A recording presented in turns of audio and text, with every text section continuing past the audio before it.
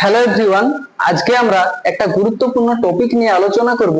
যে বিষয়টা হলো যে কি বর্তমানে আমাদের সদ্য সরকারের পরিবর্তন ঘটেছে এবং নতুন সরকারের কাছে আমাদের সাধারণ চাকরি প্রার্থীদের কিছু দাবি তুলে ধরব এবং বিগত বছরের সময়গুলোতে যে সরকারের যে খারাপ ঘটনা ঘটেছে, যেগুলো আবার না পুনরায় ঘটে, সেই দাবিগুলো আমরা চাই না সেগুলো তুলে ধরবো। ঠিক আছে, প্রথমত আমি পয়েন্টে দিয়েছি প্রতি বছর নিয়োগের ক্যালেন্ডার প্রকাশ। প্রতি বছর নিয়োগের ক্যালেন্ডার প্রকাশ বলতে প্রতি বছর নিয়োগের ক্যালেন্ডার প্রকাশের ফলে কি হবে, স্টুডেন্টরা পরীক্ষার প্রতি আগ্রহী হবে এবং পরীক্ষার প্রতি ফোকাস থাকতে পারবে তা, এবং কখন কি পরীক্ষা হবে সেটা সম্পর্কে অবগত থাকবে। তারপর দিয়েছে সিবিটি টেস্টের মাধ্যমে স্বচ্ছ পরীক্ষা ব্যবস্থা। আগের সময়গুলোতে আমরা দেখেছি যে কিভাবে ওএমআর কারচুপি হয়েছে, কিভাবে একদম মেধা তালিকা ঠিকঠাক ভাবে প্রকাশ হয়নি। এই সিবিটি টেস্টের মাধ্যমে স্বচ্ছ পরীক্ষা করা হলে কি হবে, একদম পরীক্ষা স্বচ্ছ ভাবে নিয়োগ এবং পরীক্ষা ব্যবস্থা অনেকটাই সিবিটির মাধ্যমে উন্নত হবে। তারপর দিয়েছি নির্দিষ্ট সময়ের মধ্যে ফল প্রকাশ। নির্দিষ্ট সময়ের মধ্যে ফল প্রকাশ বলতে আমরা বিগত সময়গুলোতে দেখেছি যে একটা পরীক্ষার রেজাল্ট বেরোতে প্রায় 1 থেকে 1.5 বছর, 1.5 বছর থেকে 2 বছর এরকম টাইম লাগিয়ে দিয়েছে।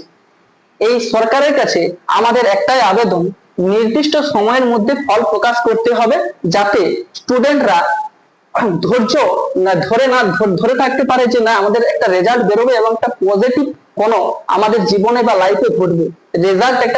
রেজাল্ট যখন খারাপ হোক বা ভালো হোক, কিন্তু নির্দিষ্ট সময়ের মধ্যে রেজাল্ট বেরোলে কি হয়, আমাদের একটা স্যাটিসফ্যাকশন থাকি যে আমার পরীক্ষাটা দিয়েছি এবং রেজাল্ট আমার কি হবে সেটা আমি পরীক্ষার ফলে আমি দেখতে পাবো। কিন্তু আমরা বিগত সময়গুলোতে দেখেছি যে পরীক্ষা তো হয়েছে, দিনের পর দিন রেজাল্ট বেরোয়নি।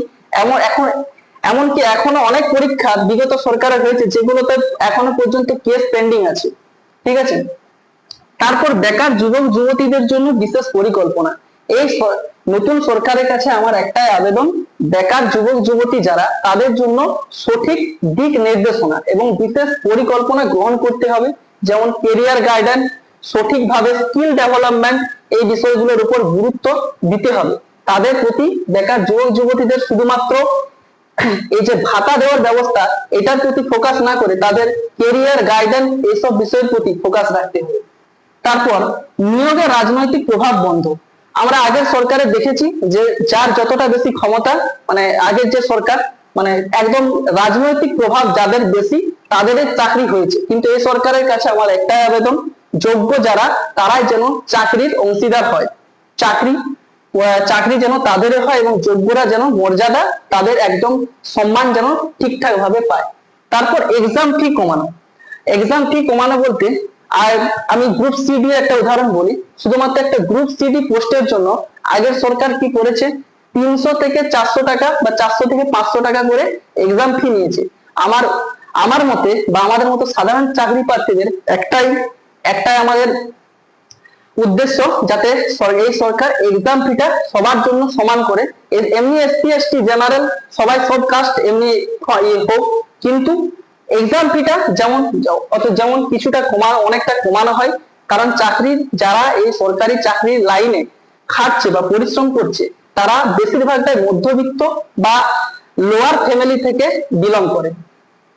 তারপর পরীক্ষার সংখ্যা বৃদ্ধি। এই সরকারের কাছে আমাদের নতুন একটা আবেদন যে পরীক্ষার সংখ্যা বৃদ্ধি করতে হবে। কারণ একটা মাত্র পরীক্ষা বা বিগত সময়গুলোতে দেখেছি পুলিশের কয়েকটা পরীক্ষা বা পিএসসির কয়েকটা পরীক্ষা বাদে না হয়েছে কোনো টেট, না হয়েছে কোনো এসএসসি। তো এই সরকারের কাছে আমাদের একটাই আবেদন, পরীক্ষার সংখ্যা যেন বৃদ্ধি করা হয়। পরীক্ষার সংখ্যা বৃদ্ধি হলে কি হবে, প্রত্যেকটা জায়গাতে শূন্যপদ বা ভ্যাকেন্সি যেগুলো খালি আছে সেগুলো পূরণ হবে এবং প্রতিটা দপ্তরে বেকার যুবক যুবতীরা কাজ করার সুযোগ পাবে। তো আমার এটাই ছিল যে আমরা যা চাই, এইগুলো আমরা দাবি নিয়ে কথা বললাম। তো আমি এরপর বলবো যে আমরা যা চাই না।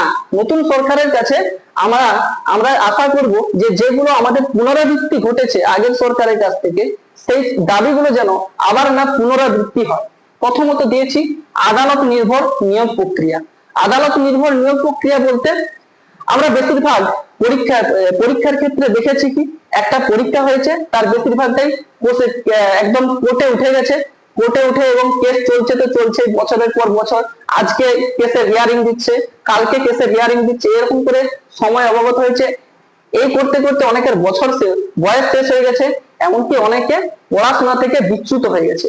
নতুন সরকারের কাছে আবেদন, পরীক্ষা যেন পরীক্ষার মতো করে হয়, আদালত নির্ভর না হয়। তারপর স্টুডেন্টের আন্দোলনমুখী না হওয়া।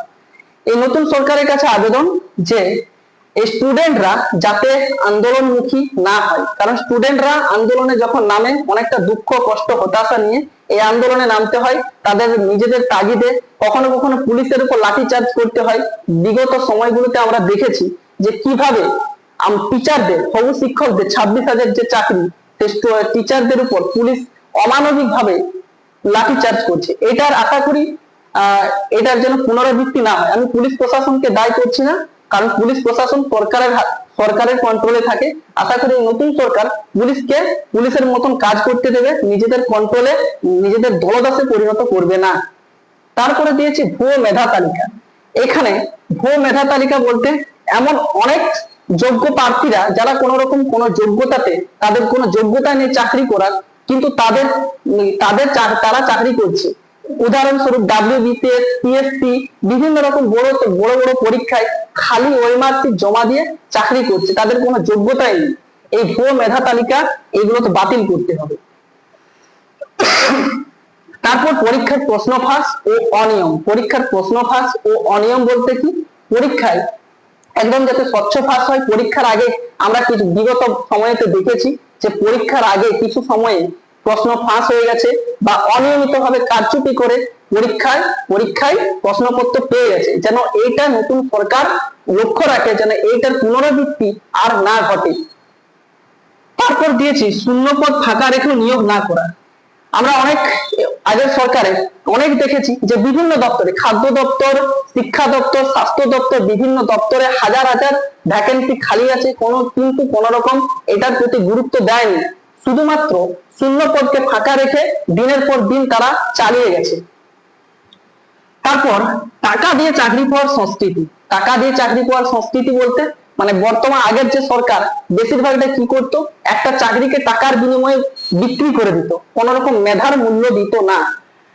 তারা কি করতো, 10 লক্ষ, 12 লক্ষ, 8 লক্ষ, 5 লক্ষ মানে টাকার বিনিময়ে চাকরি বিক্রি করত।